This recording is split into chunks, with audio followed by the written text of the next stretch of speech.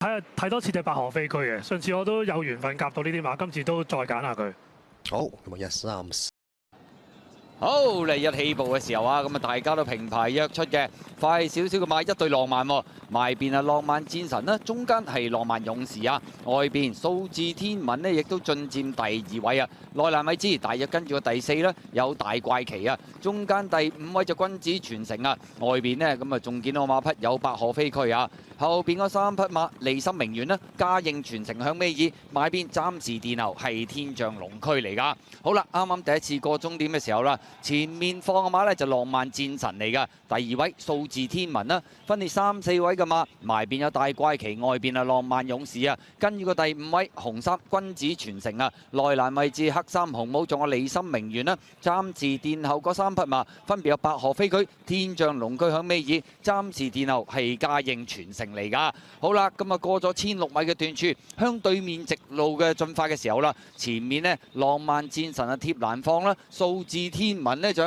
外邊嘅第2位啊，後邊嘅第3位啦，有大怪奇啦，咁啊上嗰啲口啊一路鬥住第3啊，浪漫勇士依家咬住第4啊，第5位嘅馬有利心名媛啊，咁啊後邊嗰4匹馬君子傳承啦，尾3位置橙魔百河飛區、天象龍區又上咗少少咯，響內欄尾3藍衫嗰匹啊，暫時殿後係嘉應傳承嚟嘅，向住1000米嘅段處進發啊，大家個位置變動上面喐動都唔大噶，浪漫戰神仲係貼欄放嘅。數字天文就跟住第2位，大怪奇就第3啦，第4位外邊呢仲有浪漫勇士啊，埋邊第5利心名媛啦，後邊嗰4匹馬天象龍區內欄尾4啊上咗少少，出邊有君子傳承啊，尾位置百河飛區啊，暫時殿後係嘉應傳承嚟噶。好啦，轉彎入直路咁滯咯，前面浪漫戰神仲係佔先嘅，數字天文開始喺外邊呢就逼佢噶啦，後邊嘅第3位有大怪奇拱咗浪漫勇士出去，埋邊利心名媛偷位上，後多層嘅話仲有天象龍區啊，最後直路啦，前面浪漫戰神埋邊鬥緊數字天文啊，外邊浪漫勇士追緊，中間壓住嚟跑，仲有大怪奇啊，最後200米啦，見到透出仲係呢隻數字天文鬥緊呢隻浪漫戰神啦，外邊浪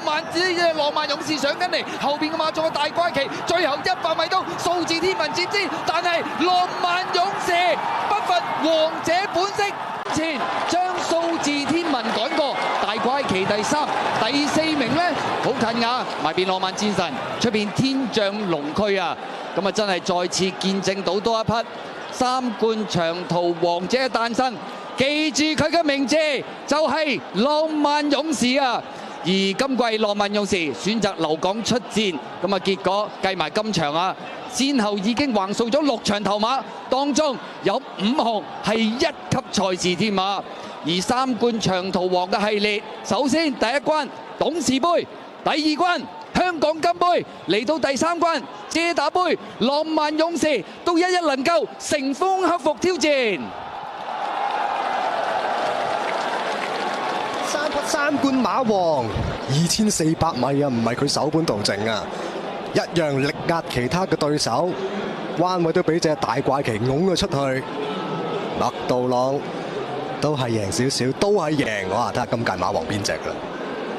咁啊，當然啦，2400唔係佢首本路程啦，我以為數字天文都爭啲偷到，好彩最後咧級數搭夠啊，浪漫勇士贏馬，